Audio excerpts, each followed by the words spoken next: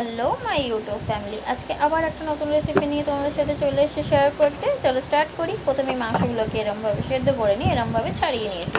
তারপরেই ময়দাটাকে ইস্ট দিয়ে মেখে ফরম্যান্ট হতে রেখে দিয়েছি। এবার দেখো সবজিগুলোকেও কেটে নিয়েছি, পেঁয়াজ, ক্যাপসিকাম, রসুন আর আদা। এবার চলো পুরটা রেডি করতে চলে যাই। ফার্স্টেই তেলের মধ্যে দিয়ে দিয়েছিলাম রসুন কুচি, রসুনের ফ্লেভারটা ছাড়ার পর দিয়ে দিয়েছিলাম পেঁয়াজ কুচি। ভালো করে সতে করে নিয়ে এবার যে ক্যাপসিকামটাকে দিয়েছিলাম সেটা দিয়ে দিয়েছিলাম। আবার হালকা করে একটু সতে করে নিয়ে দিয়ে দিয়েছিলাম চিকেনটা।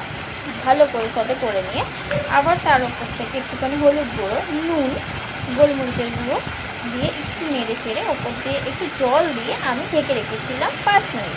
ঢাকাটা খুলে এবার একটু রিচনেস বাড়ানোর জন্য আমি দিয়ে দিয়েছিলাম মেয়োনিজ আর টমেটো সস। একটু নেড়ে চেড়ে নিলেই দেখবে সুন্দর একটা স্মেল বেরোচ্ছে, তখনই বুঝে নিতে হবে আমাদের ফুড কিন্তু রেডি হয়ে গেছে। এবার চলো এটাকে ভরার পালা।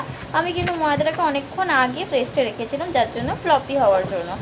এখানে উপর থেকে আমি একটু চিজ ছড়িয়ে দিয়েছি, দিয়ে আমি আমার মনের মতো শেপ দিয়ে নিচ্ছি। তোমরা তোমাদের মনের মতো শেপ দিতে পারো।